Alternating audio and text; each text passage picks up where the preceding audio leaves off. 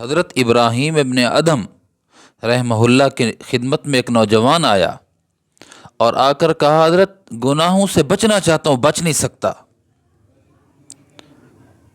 گناہ چھوڑنا چاہتا ہوں، چھوڑ نہیں سکتا، آپ کی خدمت میں حاضر ہوا ہوں، آپ کچھ ایسی نصیحت کیجئے جس سے گناہوں کو چھوڑنا آسان ہو جائے۔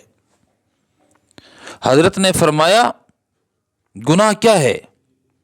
اپنے مولا، اپنے حقیقی خالق کی نافرمانی کرنا۔ اگر تو اس اللہ کی نافرمانی کرنا چاہتا ہے تو اس کا رزق کھانا چھوڑ دے۔ رزق اللہ دیتے ہیں نا، تو جس کا رزق کھا رہے ہو اس کی نافرمانی کر رہے ہو۔ کہا، حضرت یہ کیسے ہو سکتا ہے؟ کیا کھاؤں پھر؟ کائنات کی جو چیز کھاؤں گا وہ تو سب کا خالق اللہ ہے، میں شرم نہیں آتی اللہ کا کھا کر اس کی نافرمانی کر رہے ہو؟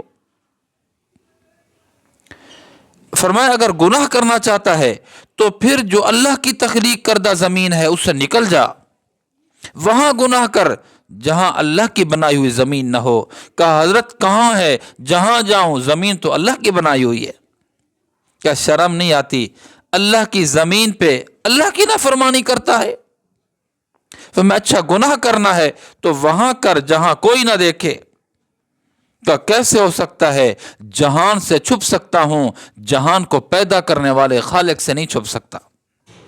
فرمایا، شرم نہیں آتی کہ اللہ دیکھ رہا ہو اور تجھے گناہوں میں ملوث پائے؟ فرمایا، اگر گناہ کرنا چاہتا ہے، جب اسرائیل تیری روح کو قبض کرنے آئے تو کہہ دینا، اسرائیل صاحب ذرا مہلت دے دیجئے، میں سچی توبہ کر لوں۔ کہ حضرت یہ کیسے ہو سکتا ہے؟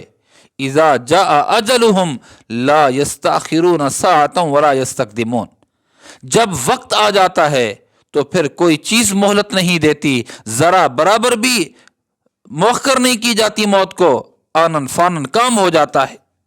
فرمایا، جب مہلت نہیں مل سکتی تو پھر کس بنیاد پہ گناہ کر رہا ہے؟ گناہ کے دوران اگر اسرائیل آ جائے اور تیری روح کو قبض کرنا چاہے تو گناہ کے اندر اللہ کے حضور پیش ہونا چاہتا ہے؟ فرمایا، اچھا اگر گناہ کرنا چاہتا ہے تو پھر خیال کر، جب گناہ کی پاداش میں جہنم کا دروغہ، جہنم کے فرشتے تمہیں پکڑنے آئیں گے کہ جاؤ جہنم میں، تیرا فیصلہ ہو چکا ہے، تجھے پکڑنے آئے ہیں، لینے آئے ہیں، تو پھر ان کو کہنا میں تمہارے ساتھ نہیں جاتا۔ اس نے کہا، حضرت یہ کیسے ہو سکتا ہے؟ ان سے میں کیسے بچ سکتا ہوں؟ تو حضرت ابراہیم ابن ادھم نے فرمایا، پھر گناہ کیوں کرتا ہے؟ ابھی آگے کچھ نصیحت کرتے۔ اس نے کہا، حضرت بس کیجئے، بس کر دیجئے، آپ کی نصیحت کافی ہو چکی ہے، اب مجھ سے گناہ سرزد نہیں ہوں گے۔ اس نے فوراً حضرت کے ہاتھ پہ سچی توبہ کی اور راست بازی والی، نیکوکاری والی زندگی گزارنے والا وہ نوجوان اللہ کا ولی بن گیا۔ یہ ہے میرے دوستو، ہم کہاں گناہ کریں گے؟ اللہ کی دھرتی پر۔ ہم کیسے گناہ دنیا والوں سے چھپ سکتے ہیں؟ اللہ سے تو نہیں چھپ سکتے۔ بس جب یہ ذہن میں آ جائے کہ مجھے میرا رب دیکھ رہا ہے تو اللہ سے امید ہے۔